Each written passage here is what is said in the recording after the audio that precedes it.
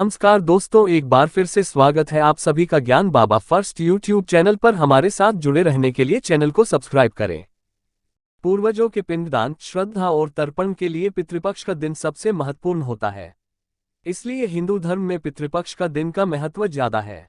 पितृपक्ष में अगर आप विधि पूर्वक अपने पितरों का श्राद्ध करते हैं तो उनकी आत्मा की शांति मिलती है। पितृपक्ष में अगर आप अपने पूर्वजों का पिंडदान, श्राद्ध या तर्पण करते हैं तो पितृ प्रसन्न होकर अपने वंशों को सुख समृद्धि का आशीर्वाद देते हैं। वहीं पितृपक्ष के दिनों कुछ चीजों का वर्जित रहता है जिसे करने से वंश पर अशुभ प्रभाव पड़ता है। तो आइए देवघर के ज्योतिषाचार्य से जानते हैं कि पितृपक्ष में क्या नहीं करना चाहिए। क्या कहते हैं ज्योतिषाचार्य। देवघर के प्रसिद्ध ज्योतिषाचार्य पंडित नंदकिशोर मुदगल ने लोकल 18 को बताया कि पितृपक्ष का महीना पूर्वजों के लिए सबसे अहम दिन होता है। इस साल पितृपक्ष की शुरुआत 30 सितंबर हो रहा है और समापन 14 अक्टूबर को। पितृपक्ष पूरे 15 दिनों तक चलने वाला है। इन 15 दिनों में देश के कोने कोने से लोग गया पहुंचकर अपने पूर्वज का पिंडदान करते हैं। पितृपक्ष में पिंडदान करने से आत्मा सीधे वैकुंठ में वास करते हैं। लेकिन पितृपक्ष के दिनों में कुछ चीज करने का मनाही होता है। पितृपक्ष के दिनों में ना करें ये कार्य। 1. ज्योतिषाचार्य बताते हैं कि पितृपक्ष का महीना पिंडदान के लिए सबसे शुभ माना जाता है, लेकिन कुछ कार्य ऐसे होते हैं जो पितृपक्ष में वर्जित रहता है।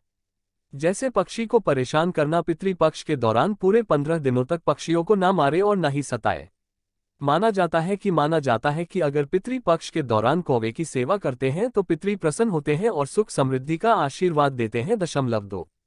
पितृपक्ष के दौरान पूरे 15 दिनों तक घर में सात्विक माहौल बनाए रखें। यानी कि मांस मदिरा का सेवन बिल्कुल भी ना करें से पूर्वज नाराज हो जाते हैं और उसका सीधा असर आपके वंश पर पड़ता है।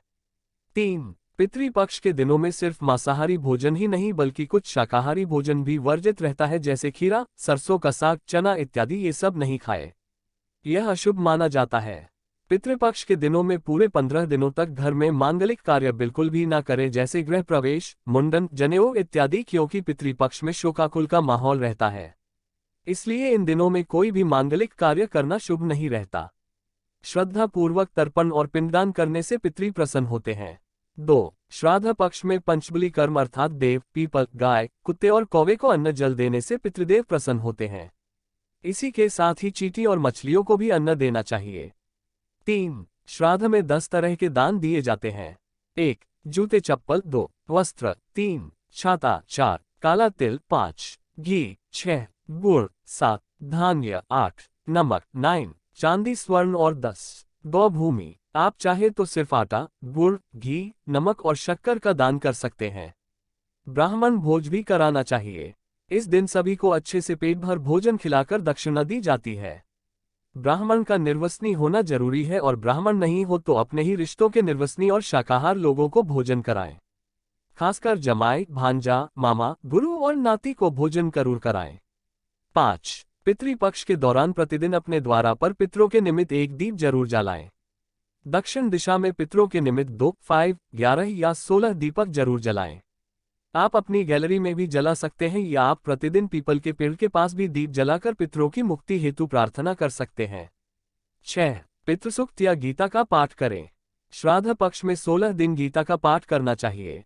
आप चाहे तो संपूर्ण गीता का पाठ करें, नहीं तो पितरों की शांति के लिए और उनका आशीर्वाद प्राप्त करने के लिए और उन्हें मुक्ति प्रदान का मार्ग दिखाने के लिए गीता के 2 और 7वें अध्याय का पाठ जरूर करें। 7. गुड़ घी को मिलाकर सुगंधित धूप दें। जब तक वह जले तब तक ओम पितृदेवताभ्यो नमः का जप करें और इसी मंत्र से आहुति दें। 8. भगवान विष्णु सहित इन दिव्य पितरों की पूजा करें, जैसे यमराज, काव्यवाडनल, सोम, अर्यमा, अग्निश्व, सोमसद, बहिर्पद, चित्रगुप्त जी, अग्रश्वात, बहिर्पद, आज्यप, सोमेप, रश्मिप, उपदूत, आयंतुन, श्राद्धाभुक, वन्नांदिमुख, आदित्य, वसु, रुद्र तथा दोनों अश्विनी कुमार आदि। 9. सर्वपितृ अमावस्या के दिन शास्त्रों में मृत्यु के बाद और ध्वदैहिक संस्कार, पिंडदान, तर्पण, श्राद्ध, एकादशा, सपिंडीकरण, अशौचादि निर्णय, कर्म विपाक आदि के द्वारा पापों के विधान का प्रायश्चित कहा गया है। 10. परिवार के सभी सदस्यों से बराबर मात्रा में सिक्के इकट्ठे करके उन्हें मंदिर में दान करें।